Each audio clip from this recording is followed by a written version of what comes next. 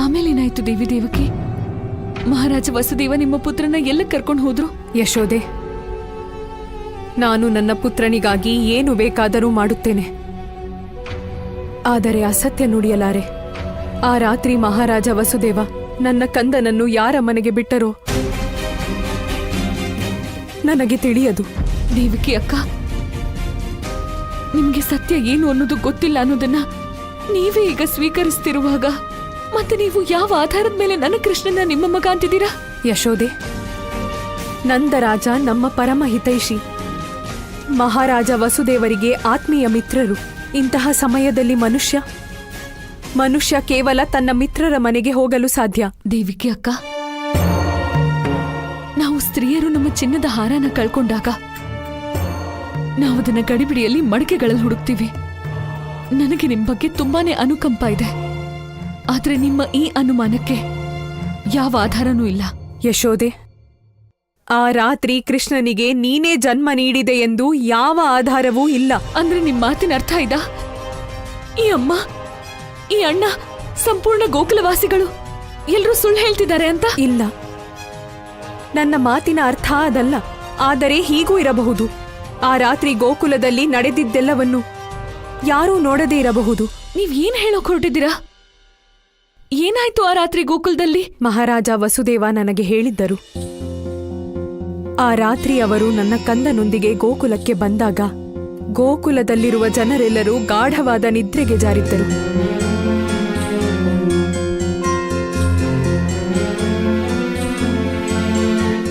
ಅಮ್ಮ, ನನಗೆ ನಿಮ್ಮ ಮೇಲೆ ಸಂದೇಹವಿಲ್ಲ. ಖಂಡಿತ ನೀವು ನೋಡಿದ್ದೆಲ್ಲ ಅಸತ್ಯವೆಂದು ನಾನು ಹೇಳುತ್ತಿಲ್ಲ. ಆದರೆ ಒಮ್ಮೆ ನೀವು ಯೋಚಿಸಿ ನೋಡಿ, ನಿಮಗೆ ಪೂರ್ಣವಾಗಿ ವಿಶ್ವಾಸವಿದೆಯೇ? ಅಂದು ನೀವು ನಿಮ್ಮ ಕಣ್ಣಾರೆ ಯಶೋದೆಗೆ ಒಬ್ಬ ಪುತ್ರನ ಜನನವಾಗಿದ್ದನ್ನು ನೋಡಿದಿರಾ?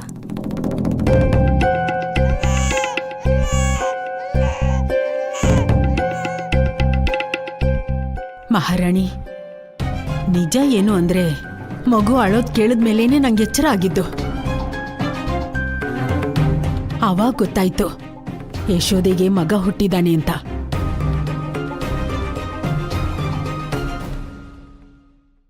ಅಣ್ಣ, ಆ ರಾತ್ರಿ ನಿಮಗೂ ಹಾಗೆ ಅನಿಸಲಿಲ್ಲವೇ? ನೀವು ಯಾವುದೋ ಗಾಢ ನಿದ್ರೆಯಿಂದ ಎದ್ದ ಹಾಗೆ. ನೀವು ಹೇಳಿದ್ದು ಸತ್ಯ ಮಹಾರಾಣಿ. ಅವತ್ ರಾತ್ರಿ ಸ್ವಲ್ಪ ಹೊತ್ತಿನ ತನಕ ಜೋರಾಗಿ ನಿದ್ರೆ ಬಂದಿತ್ತು. ಆಮೇಲೆ ಒಂದು ಎಳೆ ಮಗು ಅಳ್ತಿರೋದನ್ನ ಕೇಳಿ ಎಚ್ಚರ ಆಯ್ತು.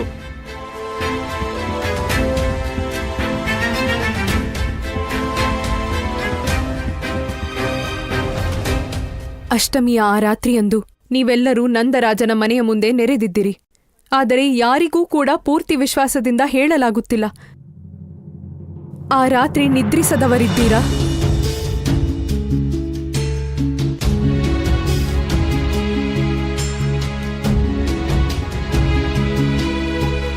ಯಶೋದೆ, ಈಗ ನೀನೇ ಹೇಳು. ನಿನಗೆ ಕೃಷ್ಣನ ಜನ್ಮದ ಸಮಯ ನೆನಪಿದೆಯೇ? ಅಥವಾ ಯಾವುದೇ ವಿಷಯ ನೀನು ಪೂರ್ತಿ ವಿಶ್ವಾಸದಿಂದ ಹೇಳಲು ಸಾಧ್ಯವಿರುವಂಥದ್ದು ಕೃಷ್ಣನಿಗೆ ನೀನೇ ಜನ್ಮ ನೀಡಿದ್ದೆ ಎಂದು? ಅಥವಾ ರಾತ್ರಿ ಗೋಕುಲವಾಸಿಗಳಂತೆ ನೀನು ಗಾಢವಾದ ನಿದ್ರೆಯಲ್ಲಿದ್ದೆಯಾ?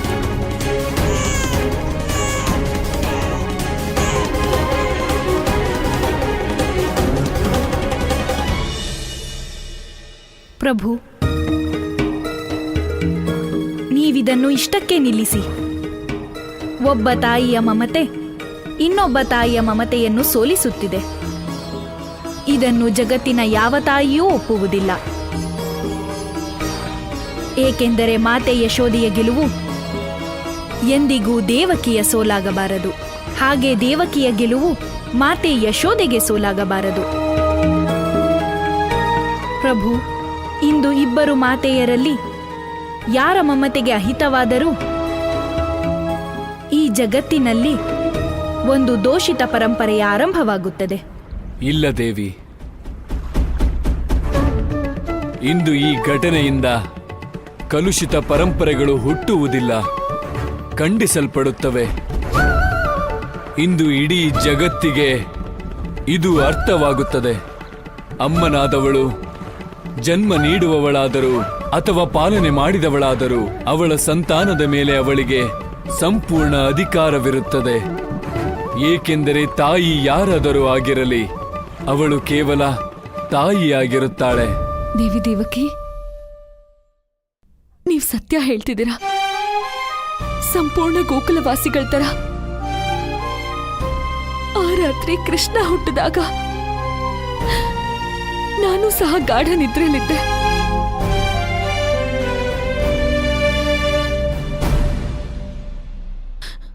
ಒಂದ್ ವೇಳೆ ನಾನೊಂದ್ ಕ್ಷಣಕ್ಕಿದೆ ನಂಬಿದ್ರು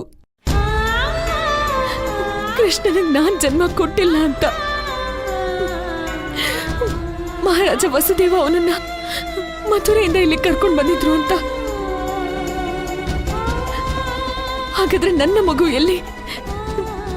ನಾನು 9 ತಿಂಗಳು ನನ್ನ ಗರ್ಭದಲ್ಲಿ ಹೊತ್ತಿದ್ದು. ಹಾಗಾದ್ರೆ ನಿಮ್ಮ ಮಾತಿನ ಅರ್ಥ ಇದ ನನ್ನ ಗರ್ಭ ಅಸತ್ಯ ಅಂತ? ಒಬ್ಬ ತಾಯಿಯ ಅನುಭವ ಸುಳ್ಳಾಗತ್ತಾ? ನಾನು 8 ವರ್ಷ ನಾರಾಯಣನ ಹತ್ರ ಬೇಡ್ಕೊಂಡಿದ್ದೆಲ್ಲ ವಿಫಲ ಆಗೋಯ್ತಾ?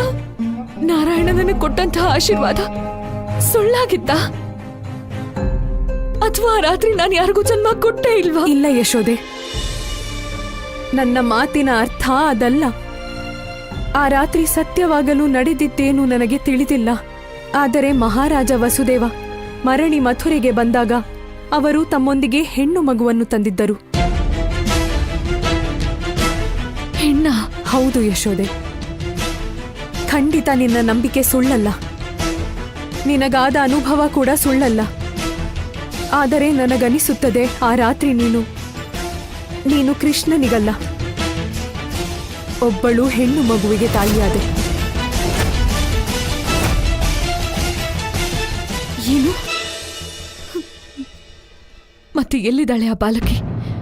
ನಾನ್ ಜನ್ಮ ಕೊಟ್ಟೋಳು?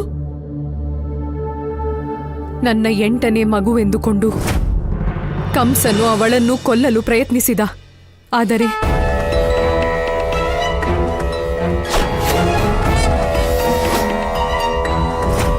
ದೇವ್ಕಿ ಅಕ್ಕ, ನನಗೆ ಸತ್ಯ ಯಾವುದು ಅಂತ ಅರ್ಥನೇ ಆಗ್ತಿಲ್ಲ. ಆದ್ರೆ ಒಂದು ಕ್ಷಣಕ್ಕೆ ನಾನು ಇದನ್ನ ಒಪ್ಕೊಂಡೆ ಅನ್ಕೊಳ್ಳಿ, ಕೃಷ್ಣನೇ ನಿಮ್ಮ ಮಗ ಅಂತ. ಆದ್ರೆ ಯಾಕೆ ನೀವೇ ನಿಮ್ಮ ಪುತ್ರನ ಮೃತ್ಯುವಿನ ಕೈಗೆ ಕೊಡೋಕೆ ಇಚ್ಛಿಸ್ತಿದ್ದೀರಿ? ಯಶೋದೆ, ಏನು ಈ ಮಾತಿನ ಅರ್ಥ? ದೇವಿ ದೇವಕಿ, ನಿಮ್ಮ ಮಾತು ಸತ್ಯನೇ ಆಗಿದ್ರೆ ಆ ಪಾಪಿ ಕಂಸ ನಿಮ್ಮ ಪುತ್ರನನ್ನ ಕೊಲ್ಲೋದಿಕ್ಕೆ ಅಂತ ಹುಡುಕ್ತಿದ್ರೆ ನಿಮ್ಮ ಪುತ್ರ ಸಿಗದೆ ಇರೋದೆ ಎಲ್ಲರಿಗೂ ಒಳ್ಳೇದಾಗತ್ತೆ. ಮತ್ತೆ ಬಹುಶಃ ವಿಧಿಯ ಇಚ್ಛೆನೂ ಇದೇ ಆಗಿರ್ಬೇಕು. ಅದಕ್ಕೆ ಅವರು ನಿಮ್ಮ ಪುತ್ರನ ಯಾವುದೋ ಸುರಕ್ಷಿತವಾಗಿರೋ ಜಾಗದಲ್ಲಿ ಬಚ್ಚಿಟ್ಟಿರೋದು. ಅಕ್ಕ, ನೀವ್ಯಾಕೆ ನಿಮ್ಮ ಕೈಯಾರೇನೆ ನಿಮ್ಮ ಮಗನ್ ಜೀವಕ್ಕೆ ಅಪಾಯ ಆಗೋ ಹಾಗೆ ಮಾಡ್ತಿದ್ದೀರಿ? ಈಗೊಂದ್ ವೇಳೆ ನಿಮಗೆ ನಿಮ್ಮ ಮಗ ಸಿಕ್ಕಿದ್ರು ಸಹ ಈ ನಿಮ್ಮ ಮಮತೆನೇ ಅವನ ಅಂತ್ಯಕ್ಕೆ ಕಾರಣ ಆಗ್ಬಿಡತ್ತೆ. ದೇವಿಕಿ ಅಕ್ಕ, ನೀವು ಧನ್ಯರು. ನಿಮ್ಮ ಗರ್ಭದಿಂದ ಎಂಥ ಪುತ್ರ ಹುಟ್ಟಿದ್ದಾನೆ ಅಂದ್ರೆ ಅವನು ಜಗತ್ತಿನ ಪಾಪ ಮತ್ತು ಅಧರ್ಮದ ಅಂತ್ಯ ಮಾಡ್ತಾನೆ. ಅವನೇ ಜಗತ್ತಿನಲ್ಲಿ ಧರ್ಮದ ಸ್ಥಾಪನೆ ಮಾಡ್ತಾನೆ.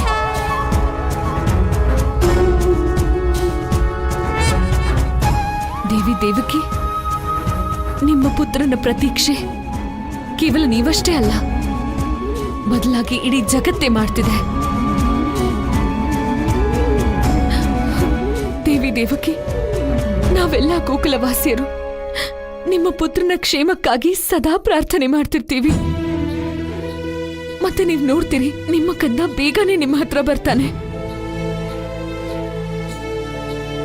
ಆದ್ರೆ ನಿಮ್ಮ ಪುತ್ರನ ಪಡೆಯೋದಿಕ್ಕೆ ನನ್ನ ಕಂದನ ಜೀವನ ಸಂಕಟದಲ್ಲಿ ಹಾಕಬೇಡಿ. ಒಬ್ಬ ತಾಯಿಯ ವಿನಂತಿನ ನಿರಾಕರಿಸಬೇಡಿ. ಯಶೋದೆ, ನೀನು ನಿನ್ನ ಮನಸ್ಸಿನ ಮಾತನ್ನು ಹೇಳಿದೆ. ಆದರೆ ನೀನು ಒಮ್ಮೆಯಾದರೂ ಈ ತಾಯಿಯ ಕುರಿತು ಯೋಚಿಸಿದೆಯಾ? ನನ್ನ ಕಷ್ಟ ಕೇಳಿದೆಯಾ? ಆ ಪಾಪಿ ಕಂಸ ನನ್ನ 6ಕ್ಕೆ 6 ಮಕ್ಕಳನ್ನು ನನ್ನ ಕಣ್ಣ ಮುಂದೆಯೇ ಹತ್ಯೆ ಮಾಡಿದ. ಆದರೆ ನಾನೇನು ಮಾಡಲಾಗಲಿಲ್ಲ. ಮತ್ತೆ ಇಂದು ಇಷ್ಟೆಲ್ಲ ವರ್ಷಗಳ ನಂತರ ನನಗೆ ನನ್ನ 8ನೆಯ ಪುತ್ರನನ್ನು ನೋಡುವ ಅವಕಾಶ ಸಿಗುತ್ತಿದೆ. ನನ್ನ ಏಕಮಾತ್ರ ಜೀವಿತ ಸಂತಾನವನ್ನು ತಬ್ಬಿಕೊಳ್ಳುವ ಸೌಭಾಗ್ಯ ಸಿಗುತ್ತಿದೆ, ಆದರೆ ನೀನು ನನ್ನಿಂದ ಅದನ್ನು ಕಸಿಯುತ್ತಿರುವೆ.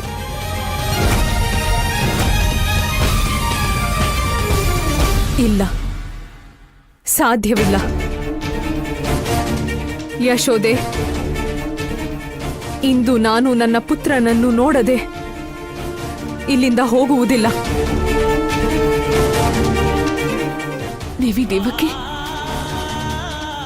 ನನಗೆ ನಿಮ್ಮ ಮನಸ್ಸಿನ ನೋವು ಅರ್ಥ ಆಗುತ್ತೆ. ಆದ್ರೆ ನಾನ್ ನಿಮ್ಗೆ ಕೇವಲ ಸಮಾಧಾನ ಹೇಳ್ಬಹುದು, ಸಹಾನುಭೂತಿ ತೋರಿಸಬಹುದು, ಕನಿಕರನು ತೋರಿಸಬಹುದು. ಆದ್ರೆ ನಿಮಗೆ ನನ್ನ ಕಂದನ್ನ ಕೊಡೋಕ್ಕಾಗಲ್ಲ.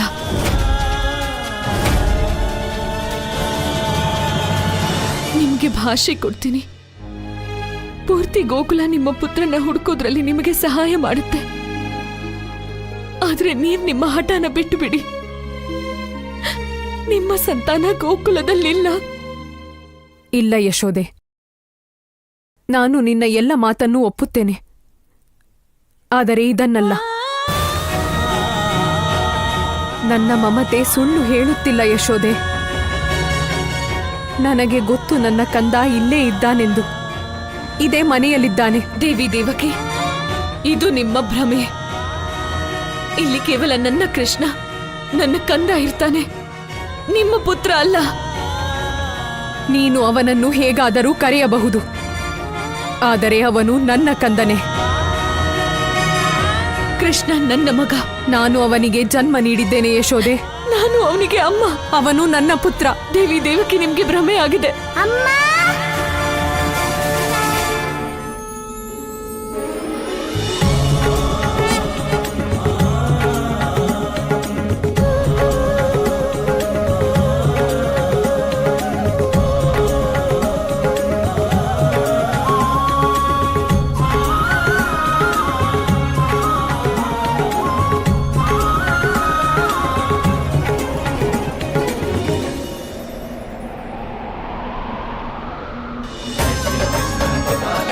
ಕಂದ, ಕಂದ,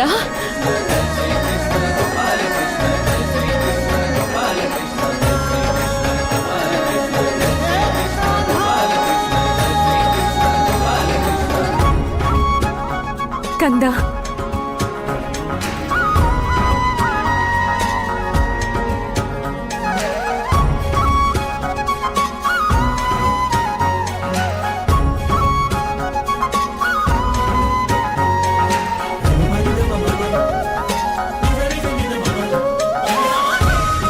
ನಮಗೆ ಮಗು ಜನಿಸಿದಾಗ ನನ್ನ ಕಂದ ಈ ನವಿಲುಗರಿಯನ್ನು ಧರಿಸಬೇಕು.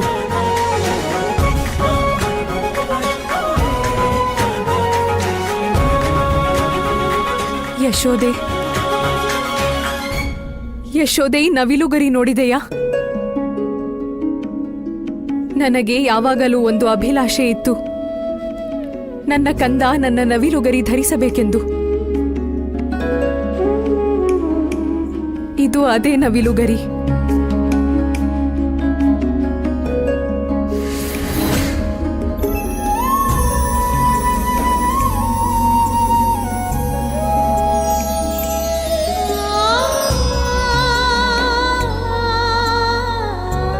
ಯಶೋದೆ,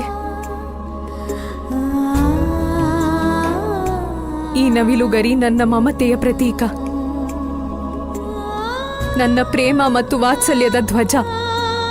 ನೀನೇ ಹೇಳು, ಒಮ್ಮೆ ಇವನು ನನ್ನ ಕಂದನಲ್ಲದಿದ್ದರೆ ಈ ನವಿಲುಗರಿ ಎಲ್ಲಿಂದ ಬಂತು? ಇವನು ಖಂಡಿತ ನನ್ನ ಕಂದನೆ. ದೇವಿ ದೇವಕಿ, ನನಗೆ ನಿಮ್ಮ ಆಸೆ ಏನಿತ್ತು ಅಂತ ಗೊತ್ತಿಲ್ಲ. ಆದ್ರೆ ಈ ನವಿಲ್ಗರಿನ ನಾನೇ ಸ್ವತಃ ನನ್ನ ಕೈಯಾರೆ ನನ್ನ ಕಂದನ ಮುಡಿಗಿಟ್ಟಿದ್ದೆ. ಇವನು ನನ್ನ ಮಗಾನೆ. ಮತ್ತೆ ಈ ನವಿಲ್ಗರಿ, ಇದು ಅವನಿಗಿರೋ ದೇವತೆಗಳ ಆಶೀರ್ವಾದ. ಇದು ಭಗವಂತನ ಆಶೀರ್ವಾದವಲ್ಲ, ನನ್ನ ಇಚ್ಛೆ ಇದು. ನನ್ನ ಕಂದ ಈ ನವಿಲುಗರಿ ಧರಿಸಿದ್ದಾನೆ. ಇವನು ನನ್ನ ಕಂದನೆ. ಅದನ್ನೇ ನಾನು ಹೇಳ್ತಿರೋದು ದೇವಿ ದೇವಕಿ. ಇವನು ನನ್ನ ಮಗ. ಅಮ್ಮ, ಅಮ್ಮ, ಪ್ರೀತಿಯಿಂದಾನೇ ಸಂಬಂಧ ಹುಟ್ಟೋದಲ್ವಾ? ನೀವಿಬ್ರು ಅಮ್ಮ ಆಗಿ ಅಧಿಕಾರಕ್ಕೆ ಜಗಳ ಆಡ್ತಿದ್ದೀರಾ.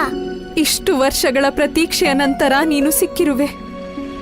ಪ್ರೇಮವೋ ಅಧಿಕಾರವೋ ನನಗೆ ತಿಳಿಯದು. ನನಗೆ ನಿನ್ನನ್ನು ಹೃದಯದಲ್ಲಿಟ್ಟುಕೊಳ್ಳಬೇಕು ಅಷ್ಟೇ. ಕಂದ, ಬಾ ಇಲ್ಲಿ.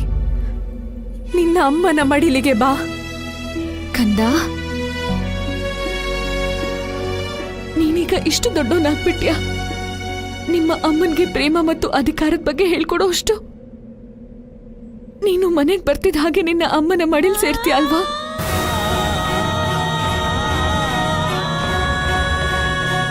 ಬಾ ಕಂದ, ನಿನ್ನ ಅಮ್ಮನ ಮಮತೆಯ ಮಡಿಲಿಗೆ ಸೇರು.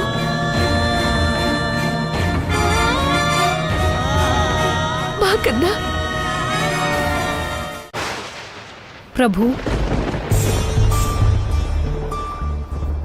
ಮಾತೆ ಯಶೋದೆ ಮಮತೆಯ ಪ್ರತಿರೂಪ, ದೇವಕಿ ತ್ಯಾಗದ ಪ್ರತಿರೂಪ. ಆದರೆ ಇಂದು ಇಬ್ಬರೂ ಮಾತೆಯರು ತಮ್ಮ ಅಧಿಕಾರ ಸಾಧಿಸುತ್ತಿದ್ದಾರೆ. ಇಬ್ಬರೂ ಮಾತೆಯರ ಅಧಿಕಾರದ ಮುಂದೆ ಅವರ ಪ್ರೇಮ, ತ್ಯಾಗ, ಸಮರ್ಪಣೆ ಸೋಲುತ್ತಿದೆಯೇ? ದೇವಿ, ಇಬ್ಬರು ಮಾತೆಯರ ಪ್ರೇಮವು ಸರ್ವೋತ್ತಮವೇ. ಆದರೆ ಕಂಸನ ಮೋಸದ ಕಾರಣ ಇಂದು ಮಾತೆ ದೇವಕಿಯ ಮಮತಾಮಯಿ ಪ್ರತಿರೂಪ ಯಾವುದೇ ರೀತಿಯಲ್ಲಿ ತನ್ನ ಪುತ್ರನನ್ನು ಪಡೆಯಲು ಬಯಸುತ್ತಿದ್ದಾಳೆ. ಮತ್ತೆ ಮಾತೆ ಯಶೋದೆ? ದೇವಿ, ತಾಯಿ ಯಶೋದೆಗೆ ಸತ್ಯ ತಿಳಿಯದಿದ್ದರೂ ಮಾತೆ ದೇವಕಿಯ ಈ ರೂಪದ ಮೇಲೆ ವಿಶ್ವಾಸ ಮೂಡುತ್ತಿಲ್ಲ. ಆದ್ದರಿಂದಲೇ ಪ್ರತಿಯೊಂದು ಪರಿಸ್ಥಿತಿಯಲ್ಲೂ ಅವಳು ಕೃಷ್ಣನನ್ನು ತನ್ನ ಸಮೀಪವೇ ಇರಿಸಿಕೊಳ್ಳುತ್ತಿದ್ದಾಳೆ. ಆದರೆ ವಾಸ್ತವಿಕವಾಗಿ ಇಬ್ಬರು ಮಾತೆಯರು ಪರಸ್ಪರ ಋಣಿಯಾಗಿದ್ದಾರೆ. ಪ್ರಭು, ಈಗೇನಾಗುತ್ತದೆ? ಈ ಸಮಸ್ಯೆಯ ನಿವಾರಣೆ ಹೇಗೆ? ದೇವಿ,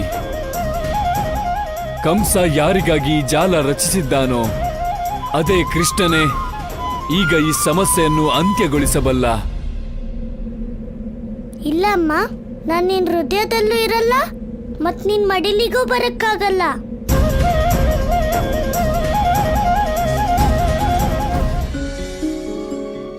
ಕಂದ, ನೀನಿದೇನ್ ಮಾತಾಡ್ತಿದ್ಯಾ? ನೀನು ಯಾವಾಗ್ಲೂ ನಿಮ್ಮಮ್ಮನ ಮಡಿಲಿನ ಆಸರಲ್ಲೇ ಇರ್ತೀಯ ಅಲ್ವಾ? ಸದಾ ನಿಮ್ಮ ಅಮ್ಮನ ಆಜ್ಞೆನ ಪಾಲನೆ ಮಾಡ್ತೀಯ ಅಲ್ವಾ?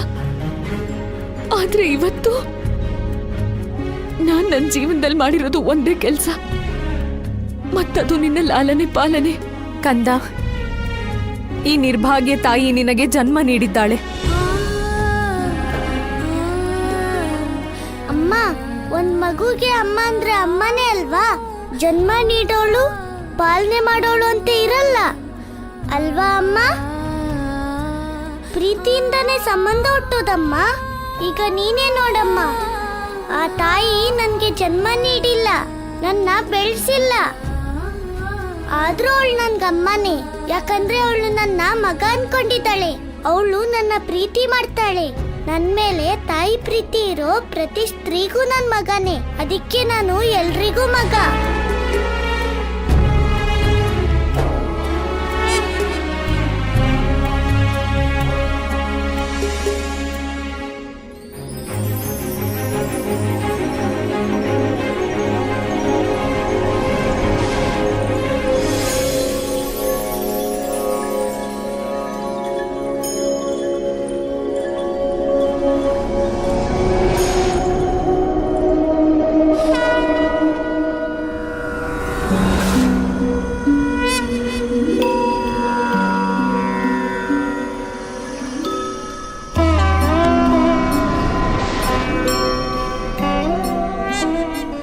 ಆದ್ರೆ ಅಮ್ಮ, ನನ್ಗೆ ಬೇಜಾರಾಗ್ತಿರೋ ವಿಷಯ ಅಂದ್ರೆ ನೀವಿಬ್ರು ತಾಯಂದ್ರು ಮಮತೆಗೋಸ್ಕರ ಅಲ್ಲ, ಅಧಿಕಾರಕ್ಕಾಗಿ ಜಗಳ ಆಡ್ತಿದ್ದೀರಾ.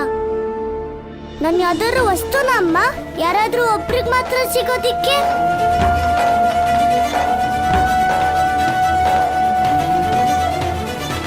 ನನ್ಗೆ ಅರ್ಥ ಆಯ್ತಮ್ಮ, ನಿಮ್ಮಿಬ್ರಿಗೂ ನನ್ ಮೇಲೆ ಪ್ರೀತಿ ಇಲ್ಲ.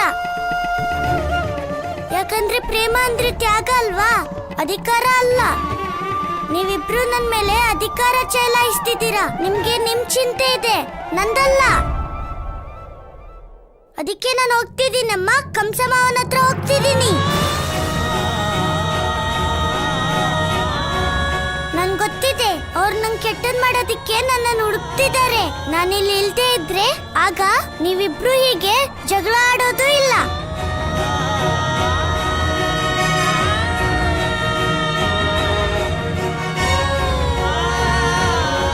ಕಂದ ಕಂದ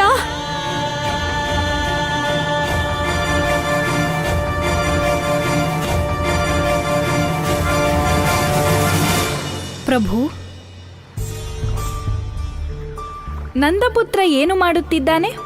ಮಾತೆ ದೇವಕಿ ಮತ್ತು ಯಶೋದೆಯರನ್ನು ಒಪ್ಪಿಕೊಳ್ಳುವ ಬದಲು ಇಬ್ಬರೂ ಮಾತೆಯರನ್ನು ತ್ಯಾಗ ಮಾಡುತ್ತಿದ್ದಾನೆ. ಕೃಷ್ಣ ಯಾರನ್ನೂ ತ್ಯಾಗ ಮಾಡುತ್ತಿಲ್ಲ. ಬದಲಿಗೆ ಅವನು ತನ್ನ ಇಬ್ಬರು ಮಾತೆಯರ ಹೃದಯದಲ್ಲಿ ತ್ಯಾಗದ ಭಾವನೆಯನ್ನು ಜಾಗೃತಗೊಳಿಸುತ್ತಿದ್ದಾನೆ. ಏಕೆಂದರೆ ನಾಸ್ತಿ ರಾಗ ಸಮಂ ದುಃಖಂ, ನಾಸ್ತಿ ತ್ಯಾಗ ಸಮಂ ಸುಖಂ. ದೇವಿ, ಆಸೆಗಿಂತ ದೊಡ್ಡ ದುಃಖವಿಲ್ಲ ಮತ್ತು ತ್ಯಾಗಕ್ಕಿಂತ ಬೇರೆ ಯಾವ ಸುಖವಿಲ್ಲ. ಆದ್ದರಿಂದಲೇ ಎಲ್ಲಿಯವರೆಗೆ ಮನುಷ್ಯನ ಒಳಗೆ ಆಸೆ ಇರುವುದೋ ಅಲ್ಲಿಯವರೆಗೆ ಅವನ ಹೃದಯ ಪ್ರೇಮದ ಉದಾತ್ತತೆಯನ್ನು ಸ್ವೀಕರಿಸಲಾರದು. ಇಂದು ಕೃಷ್ಣ ತನ್ನ ಇಬ್ಬರು ಮಾತೆಯರಿಗೆ ಇದೇ ವಿಷಯವನ್ನು ತಿಳಿಸುವ ಪ್ರಯತ್ನದಲ್ಲಿದ್ದಾನೆ.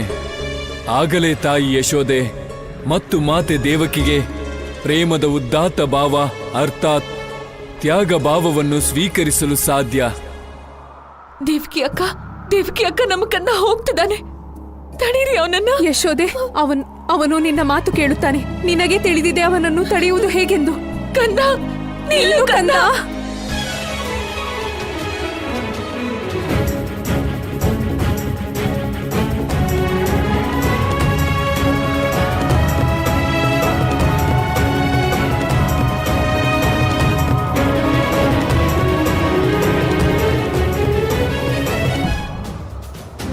ದೇವಕಿ ಇನ್ನೂ ಯಾಕೆ ಬರಲಿಲ್ಲ?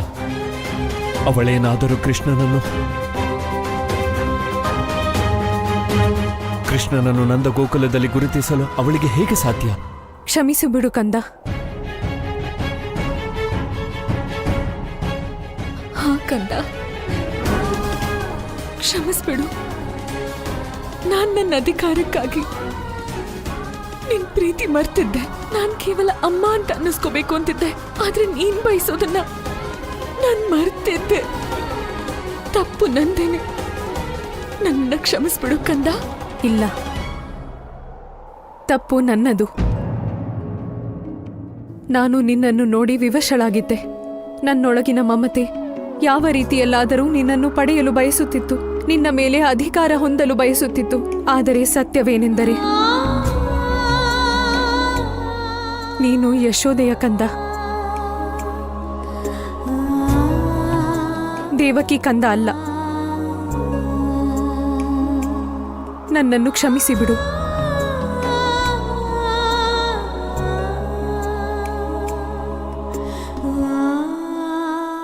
ಅಮ್ಮ,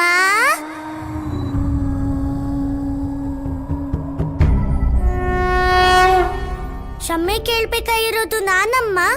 ನಾನ್ ಮಥುರೆ ಬಿಟ್ಟು ಗೋಕುಲಕ್ಕೆ ಬಂದಿದ್ದು. ಅಮ್ಮ, ಜಗತ್ತಿಗೆ ಸತ್ಯ ಏನೇ ಆಗಿರ್ಲಿ, ಆದ್ರೆ ನಾನ್ ನಿನ್ ಮಗ ಅನ್ನೋದೇ ನಿಜವಾದ ಸತ್ಯ ಅಮ್ಮ. ಇವತ್ತಿಂದ ಕೃಷ್ಣ ದೇವಕಿ ಅಮ್ಮನ್ ಮಗನೇ.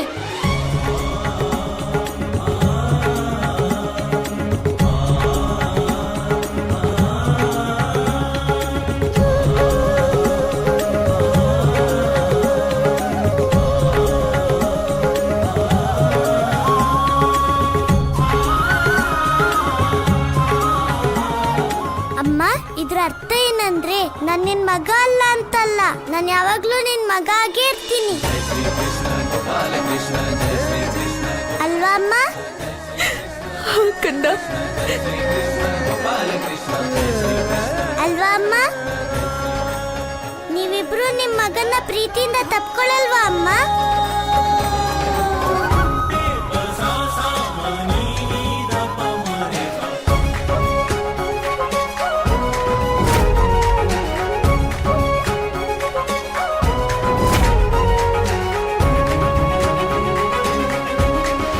ನಾರಾಯಣ ನಾರಾಯಣ. ಪ್ರಭು, ಕೊನೆಗೂ ನೀವು ನಿಮ್ಮ ಲೀಲೆಯಿಂದ ಇಬ್ಬರು ಮಾತೆಯರನ್ನು ಒಪ್ಪಿಸಿದಿರಿ. ಇಂದು ನೀವು ಜಗತ್ತಿಗೆ ಸತ್ಯ ತಿಳಿಸಿಕೊಟ್ಟಿರಿ. ತಾಯಿ ಯಶೋದೆ ಮತ್ತು ಮಾತೆ ದೇವಕಿ ಇಬ್ಬರು ಮಾತೆಯರಿಗೂ ನೀವೇ ಪುತ್ರರು. ದೇವರ್ಷಿ, ಇದೇ ಸತ್ಯದ ಸ್ವಭಾವ. ಅದನ್ನು ತಿಳಿಸುವ ಅಗತ್ಯ ಬರುವುದಿಲ್ಲ. ಅದು ತಾನಾಗಿಯೇ ಜಗತ್ತಿಗೆ ಅರಿವಾಗುತ್ತದೆ. ಆದರೆ ಪ್ರಭು ಕಂಸನ ಸಂಕಟ, ಅವನು ಇನ್ನೂ ಗೋಕುಲದಲ್ಲೇ ಬೀಡು ಬಿಟ್ಟಿದ್ದಾನೆ. ಈ ಸಂಕಟದ ಸಮಾಪ್ತಿ ಹೇಗೆ ಪ್ರಭು?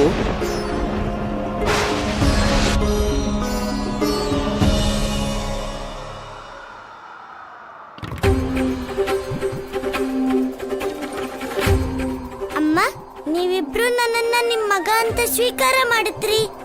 ಆದ್ರೆ ಕಂಸ ಮಾವಂಗೆ ನಾನು ಯಾರ ಮಗ ಅಂತ ಅರ್ಥ ಆಗಲ್ವಲ್ಲ. ನೀವಿಬ್ರು ನನ್ಗೆ ಸಹಾಯ ಮಾಡ್ತೀರಲ್ವಾ? ಹೇಳಿ ಅಮ್ಮ, ಸಹಾಯ ಮಾಡ್ತೀರಲ್ವಾ?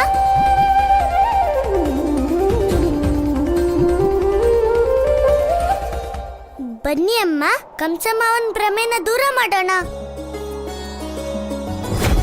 ಮಾತೆಯರಿಬ್ಬರು ಒಬ್ಬನೇ ಕುವರ, ಪಾಲಕನೋರ್ವ ಇನ್ನೋರ್ವ ದಾತಾರ, ತೋರುವನೇ ನಿಜ ಶರಣೋದ್ಧಾರ.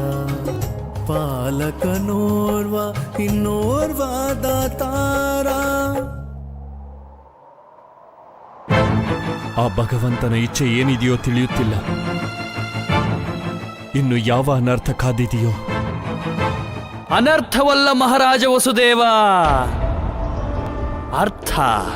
ಬಹಳ ಅರ್ಥಪೂರ್ಣ ಘಟನೆನೇ ನಡೆದಿದೆ ಗೋಕುಲದಲ್ಲಿ. ಮತ್ತೆ ನಿಮ್ ಭಯನೋ ನಿಜನೇ ಆಯ್ತು. ರಾಣಿ ದೇವಕಿಯ ಮಮತೆ ನಿಮ್ಮ ಮಗ ಅಂದ್ರೆ ನಿಮ್ಮ 8ನೇ ಮಗನ್ನ ಹುಡ್ಕಾಯ್ತು. ಕೃಷ್ಣ ಅಂತ ತಾನೇ ಅವನ ಹೆಸರು. ಅವನನ್ನ ನೀವು ನಂದರಾಜನ್ ಮನೇಲಿ ಬಿಟ್ಟು ಬಂದಿದ್ರಿ. ವಸುದೇವ, ಚಿಂತೆ ಮಾಡಬೇಡಿ, ನಿಮ್ ಮಗ ಸಿಕ್ಕಾಯ್ತು. ನಡೀರಿ, ನಿಮ್ ಮಗನ್ನ ಹೋಗಿ ನೋಡಿ. ತಡ ಮಾಡಿದ್ರೆ ಭಗವಂತ ಕಂಸ ಅವನನ್ನ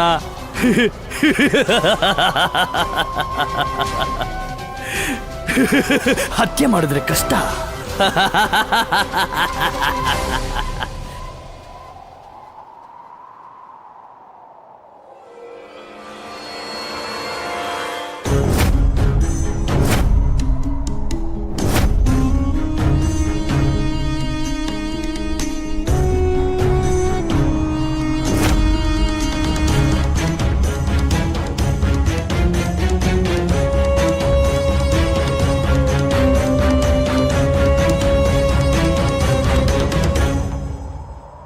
ಕಂಸಮಾವ, ದೇವಕಿಯಮ್ಮನ 8ನೇ ಮಗನ್ನ ನೀವು ಗೋಕುಲದಲ್ಲಿ ಎಲ್ಲೆಲ್ಲೋ ಹುಡುಕಿದ್ರಿ. ಆದ್ರೆ ಅವನೀಗ ನಿಮ್ ಮುಂದೆನೇ ಇದ್ದಾನೆ.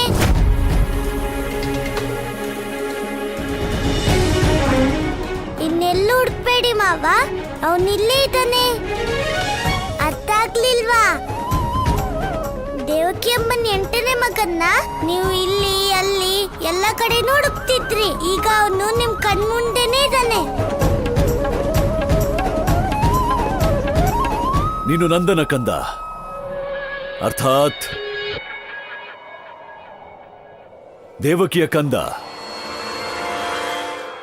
ಮಾವ, ನಾನ್ ಗೋಪಾಲ ಆಗಿದ್ದು ಗೋಕುಲಕ್ ಬಂದ್ಮೇಲೆ. ನಾನು ಹುಟ್ಟಿದಾಗಿಂದನು ದೇವಕಿ ಅಮ್ಮನ್ ಮಗನೇ. ನಾನು ನಿಮ್ ಕಾರಾಗೃಹದಲ್ಲೇ ಹುಟ್ಟಿದ್ದು. ನೀವು ಮರ್ತು ಬಿಟ್ರಾ? ಇಲ್ಲ ಇಲ್ಲ, ನಾನು ಹುಟ್ಟಿದಾಗ ನೀವು ನನ್ನ ನೋಡಿ ಇರ್ಲಿಲ್ಲ. ಮತ್ ನೆನ್ಪಿಟ್ಕೊಳ್ಳೋದು ಹೇಗೆ ಅಲ್ವಾ ಅಪ್ಪ?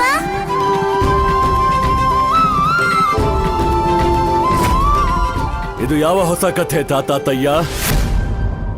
ಇದು ಯಾವ ಕಟ್ಟುಕಥೆಯೂ ಅಲ್ಲ. ಇವನು ಸತ್ಯ ಹೇಳುತ್ತಿದ್ದಾನೆ. ಇವನೇ ನನ್ನ 8ನೆಯ ಪುತ್ರ.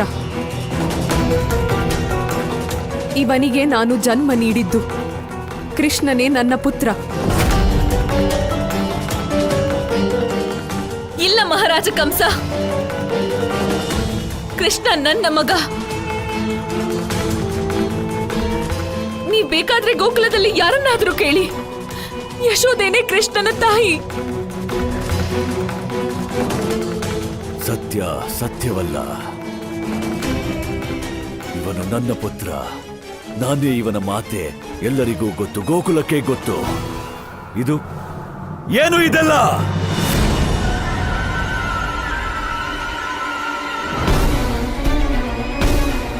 ಯಾರು ಇವನ ಮಾತೆ? ಯಾರ ಪುತ್ರ ಇವನು? ಮಹಾರಾಜ, ನಾನು ಹೇಳ್ತೀನಿ ಮಹಾರಾಜ, ಈ ಕೃಷ್ಣ ದೇವಕಿ ಮಗನೂ ಅಲ್ಲ, ಯಶೋದೆ ಮಗನೂ ಅಲ್ಲ. ಇವನು ನನ್ ಮಗ.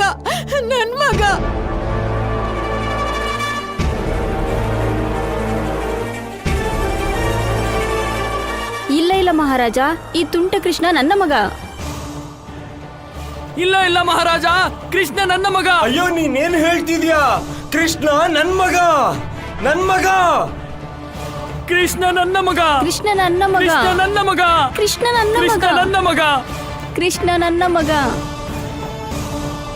ಕೃಷ್ಣ ನನ್ನ ಮಗ. ಕೃಷ್ಣ ನನ್ನ ಮಗ. ನನ್ನ ಮಗ.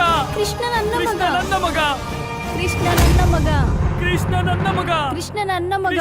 ನನ್ನ ಮಗ. ಕೃಷ್ಣ ನನ್ನ ಮಗ. ನನ್ನ ಮಗ. ಕೃಷ್ಣ ನನ್ನ ಮಗ. ನನ್ನ ಮಗ.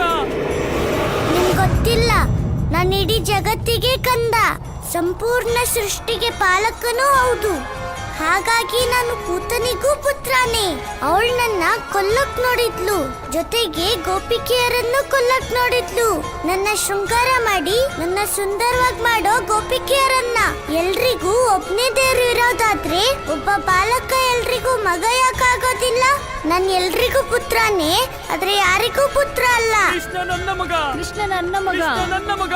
ಕೃಷ್ಣ ನನ್ನ ಮಗ. ನನ್ನ ಮಗ. ಕೃಷ್ಣ ನನ್ನ ಮಗ. ಕೃಷ್ಣ ನನ್ನ ಮಗ. ಕೃಷ್ಣ ನನ್ನ ಮಗ. ನನ್ನ ಮಗ. ಇದೆಲ್ಲವೂ ಸುಳ್ಳು. ಇವರೆಲ್ಲ ಸುಳ್ಳು ಹೇಳುತ್ತಿದ್ದಾರೆ. ಕೃಷ್ಣ ನನ್ನ ಮಗ. ನೋಡಿ, ನನ್ನ ಮಗ. ಈ ಸೋದರಿಯ ಮಾತು ಕೇಳಿ ನನ್ನ ಮಗ. ನನ್ನ ಮಮತೆಯ ಕರೆ ಇದು. ನನ್ನ ಮಗ. ಇವನು ನನ್ನ ಪುತ್ರನೇ, ಇವನು ನನ್ನ ಕೃಷ್ಣ. ನನ್ನನ್ನ ಯಾರು ಯಾವ ರೂಪದಲ್ಲಿ ಕರೀತಾರೋ ಅದೇ ರೂಪದಲ್ಲೇ ನಾನು ಅವ್ರಿಗೆ ದೊರೆಯೋದು. ಕೃಷ್ಣ ನನ್ನ ಮಗ. ಕೃಷ್ಣ ನನ್ನ ಮಗ. ನನ್ನ ಮಗ. ಕೃಷ್ಣ ನನ್ನ ಮಗ. ನನ್ನ ಮಗ. ಕೃಷ್ಣ ನನ್ನ ಮಗ. ಕೃಷ್ಣ ನನ್ನ ಮಗ. ಕೃಷ್ಣ ನನ್ನ ಮಗ. ನನ್ನ ಮಗ. ಕೃಷ್ಣ ಶಾಂತರಾಗಿ.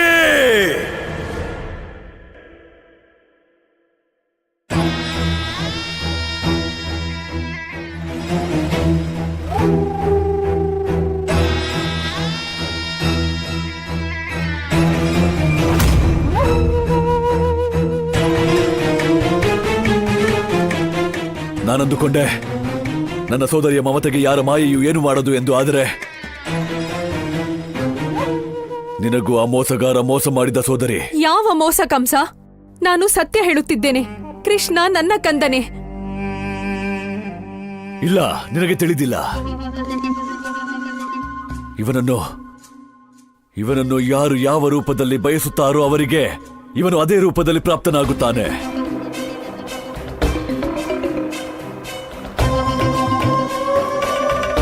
ನೀವು ಏನು ಹೇಳುತ್ತಿದ್ದೀರಿ? ಅದೇ, ನೀನು ಏನು ಯೋಚಿಸುತ್ತಿರುವೆಯೋ ಅದು ಸತ್ಯವಲ್ಲ, ನಿನ್ನ ಭ್ರಮೆ. ಇವನು ನಿನ್ನ ಪುತ್ರನಲ್ಲ, ನಂದನ ಪುತ್ರ, ಯಶೋದೆಯ ಕಂದ. ನೀನು ಗೋಕುಲಕ್ಕೆ ಬಂದಿದ್ದು ವ್ಯರ್ಥವಾಯಿತು. ನಡೆ ಸೋದರಿ.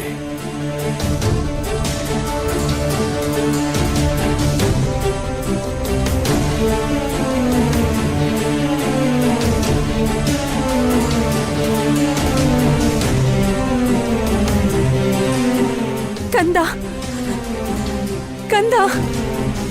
ನಾರಾಯಣ ನಾರಾಯಣ. ಅರಿತು ನೋಡಿದರೆ ಮಹಿಮೆ, ಧ್ಯಾನಿಸಿ ನೋಡಿದರೆ ಲೀಲೆ. ಪ್ರಭು, ಕೊನೆಗೂ ಅಹಂಕಾರಿ ಕಂಸ ತಮ್ಮ ಲೀಲೆಗೆ ಬಲಿಯಾದ. ಅವನು ನುಡಿಯುತ್ತಿರುವ ನುಡಿಗಳೆಲ್ಲ ನೀವು ನುಡಿಸಿದಂತೆಯೇ. ನೀವಿಂದು ಅವನ ಅಂತರಂಗದಲ್ಲಿ ಈ ವಿಷಯವನ್ನು ಮೊದಲೇ ಸ್ಥಾಪಿಸಿದ್ದೀರಿ. ದೇವಿ ದೇವಕಿಯ 8ನೆಯ ಪುತ್ರ ಬೇರೆ ಯಾರೋ ಇರಬಹುದು, ಆದರೆ ನೀವಲ್ಲವೆಂಬ ಮಾಯೆ. ನಿಮ್ಮ ಮಾತು ಸತ್ಯ ದೇವರ್ಷಿ. ಮಾಯೆಯ ಅರ್ಥ ತಿಳಿದವರ್ಯಾರು? ಪ್ರಭುವಿನ ಮಾಯೆಗೂ ಮಿಗಿಲಾದದ್ದು ಈ ಜಗದಲ್ಲಿ ಯಾವುದೂ ಇಲ್ಲ. ಆ ಪಾಪಿ ಕಂಸ ತನ್ನ ಮಾಯೆಯಿಂದ ಮಾತೆ ದೇವಕಿಯನ್ನು ಭ್ರಮಿತಗೊಳಿಸಿ ಅವಳ ಪುತ್ರನ ಸತ್ಯ ಅರಿಯಲು ಗೋಕುಲಕ್ಕೆ ಬಂದಿದ್ದ. ಆದರೆ ಅವನು ತಾನೇ ಭ್ರಮಿತನಾಗಿ ಗೋಕುಲದಿಂದ ಹೊರಡುತ್ತಿದ್ದಾನೆ. ನಾರಾಯಣ ನಾರಾಯಣ. ಕಂಸಮಾವ, ಕಂಸಮಾವ, ನಿಮ್ಗೆ ನಿಜವಾಗ್ಲೂ ದೇವಕಿ ಅಮ್ಮನ 8ನೇ ಮಗ ಅಂದ್ರೆ ಭಯನಾ?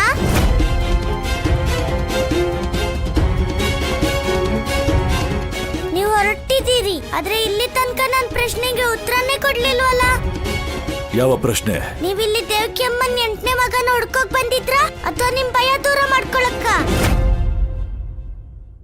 ಭಯ? ಯಾವ ಭಯ? ಮಾವ, ನನ್ ಗೆಳೆಯ ದಾಮಂಗೆ ಭಯ ಆದ್ರೆ ಅವನು ಹೀಗೆ ಮಾಡ್ತಾನೆ. ಬಾಲಕ,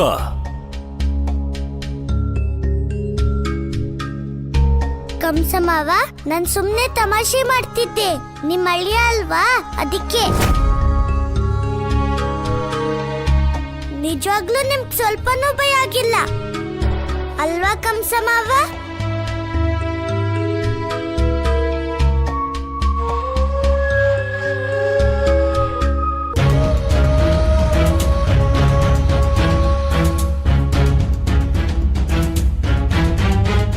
ಕಂಸ ಭಯಪಡುವುದಿಲ್ಲ ಬಾಲಕ, ಭಯಪಡಿಸುತ್ತಾನೆ.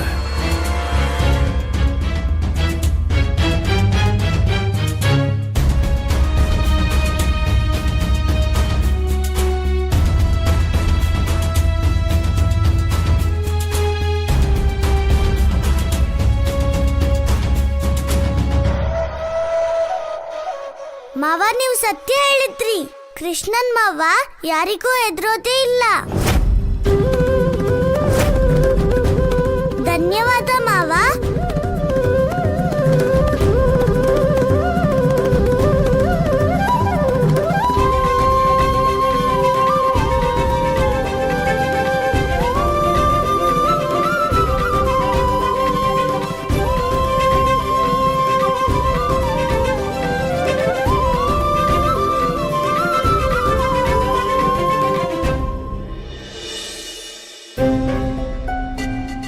ಕೃಷ್ಣ, ನೀನು ಎಲ್ಲರಿಗೂ ಭ್ರಮೆ ಆಗುವಂತೆ ಮಾಡಬಹುದು, ಆದರೆ ನಿನ್ನ ತಂದೆಯನ್ನಲ್ಲ. ನೀನೇ ನನ್ನ ಕಂದ. ಈ ವಿಧಿಯ ಆಟ ಹೇಗಿದೆ ನೋಡು. ನನಗೆಲ್ಲ ತಿಳಿದಿದ್ದರೂ ನನ್ನ ಕಂದನನ್ನು ಮನಸ್ಫೂರ್ತಿಯಾಗಿ ತಬ್ಬಿಕೊಳ್ಳುವಂತಿಲ್ಲ.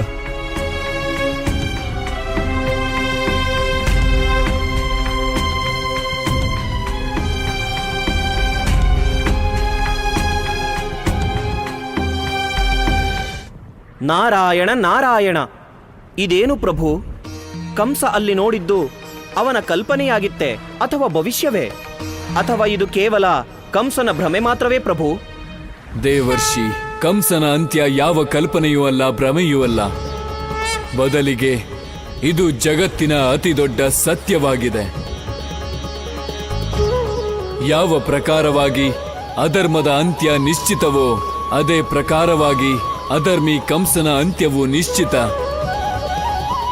ನಾರಾಯಣ ನಾರಾಯಣ. ಆದರೆ ಪ್ರಭು, ಈ ಘಟನೆಯ ಅರ್ಥವೇನು? ಕಂಸನ ಅಂತ್ಯದ ಶುಭ ಸಮಯವಾಗಿದೆಯೇ? ಹಾಗಾಗಿಯೇ ಅವನು ತನ್ನ ಮೃತ್ಯುವನ್ನು ನೋಡುತ್ತಿದ್ದಾನೆಯೇ ಪ್ರಭು? ದೇವರ್ಷಿ, ಕಂಸ ಏನು ನೋಡುತ್ತಿರುವನೋ ಅದು ಅವನ ಭಯ.